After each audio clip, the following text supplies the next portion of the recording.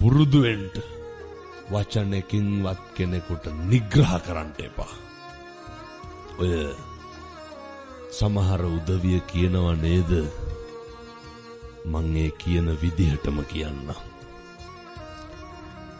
ඔවුන් අපේ ඇස් ඉස්සරහම විඳවන්න ඕන කියලා කියනවනේ. වෛරක්කාරයන්ට තරහකාරයන්ට දෙස් දවල් තියනවනේ. කවදාවත් කියන්න එපා. දැකලා තියෙනවද අර අබ්බගාත ළමයි උපදිනෝ?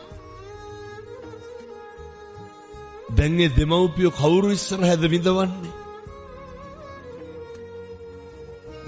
අපි ඉස්සරහනේ විඳවන්නේනේ.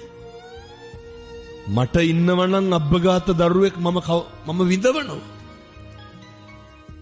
කියනවා නේ. ඔවුන් මේ ඇස් ඉස්සරහ විඳවන්න ඕන කියලා අපි. එතකොට වැඩිපුරම අසනීප දරුවෙක් ඉපදුනහම කවුද විඳවන්නේ? දෙමව්පියෝ. කට තිබ්බට කමක් නැහැ. හරි පරිස්සමට වචන පාවිච්චි කරන්න. එක වචනයකින් සසරේ පුදුම විදිහට අකුසල් පිරෙන්න පුළුවන්.